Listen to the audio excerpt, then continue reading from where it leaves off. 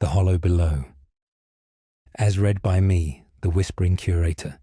Can you hear them? The voices. They never stop. They never sleep. They told me you'd come, eager for a secret you shouldn't know. Lend me your ear, and I'll take your mind. Jonas Vale was ordinary.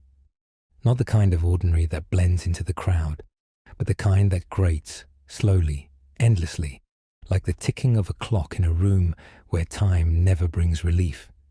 He worked, day in and day out, in a small office that smelled of stale coffee and burnt-out dreams. Data entry, reports, metrics, numbers that meant nothing, fed into machines that never stopped. Each morning, he woke to the same alarm, the same grey light, the same empty silence. No one waited for him. He ate alone, worked alone, laughed rarely, and only at things on screens. His boss barely noticed him. His co-workers forgot him when he left the room. But Jonas remembered everything, the promises they made him when he was younger. Work hard and you'll succeed. Be patient and love will find you. Trust the system. He had worked, he had waited, and nothing came. It began on a Thursday. The coffee tasted more bitter than usual. His screen flickered just once. The numbers in the spreadsheet swam before his eyes, meaningless. He blinked, rubbed his temples, and then, in the silence of the office, he heard it. Not a sound, a feeling, a presence, like the weight of 1,000 eyes, unseen, unblinking. There is more. He shook his head, stood, walked to the window. The city stretched out, vast, indifferent. Below, people moved like ants, faceless. He pressed his hand to the glass. Is this all I am? That night, alone in his apartment, Jonas sat at the window, staring into the street below. But it wasn't the street he saw. It was something deeper. A hole, black, vast, yawning where the ground should be. People passed by it without notice, as if it wasn't there. But Jonas saw. You could fall forever, the thought whispered. He blinked, shook his head. But it was there again, the next night. And the next. Sleep became a stranger. When it did come, it brought visions. A vast ocean, still and silent beneath a sky of stars that did not shine, but watched. A door beneath the waves. A voice, not sound, but feeling. You don't have to stay, it said. The horror of responsibility. He tried. God, he tried. He went to the meetings. He smiled at his boss, who asked for more reports, more hours, more.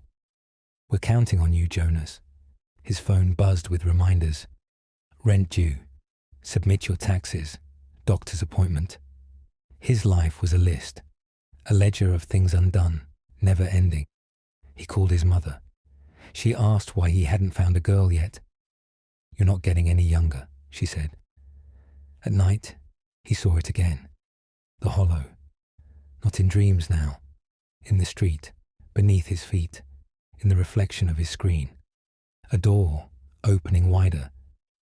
Jonas sat on his couch, holding a bill he couldn't pay, the ink blurring as tears welled. He couldn't remember the last time someone touched him. Come, it said. You were never meant for this. You were meant to return. It had no name, no face, only need. It fed on escape, on the souls too tired to stand. It promised freedom, but there is no freedom from existence. It waited. Jonas stood at his window 12 stories above the city. The wind was cold, the glass open. Below, the hollow yawned. You don't belong here, it whispered. You never did. He stepped forward. He did not fall, not the way he expected. There was no rush of wind, no violent impact. Only darkness, thick and endless, folding around him like a shroud. His body should have been broken, but it wasn't. He opened his eyes, if they could still be called that, and saw nothing. No ground, no sky, only the entity, vast and formless, filling the void. It spoke, not in words, but in sensation, every nerve set alight with dread. You wanted escape, it said. Now you are mine. You will never leave. Time fractured. There was no before, no after, only the now stretched and twisted, looping forever. He saw himself again and again stepping from the window. He felt the fall, the snap, the tearing of flesh, but he did not die. The entity would not let him. His thoughts became echoes, his memories distorted. He saw faces, his mother, his boss, strangers, warped and watching, mouths moving in silent judgment, his limbs contorted, stretched beyond comprehension, folded into themselves. Pain, not physical, but of being, of existing when all he wanted was to stop. You will feel what you are, the void hissed. A speck, a flicker, a nothing.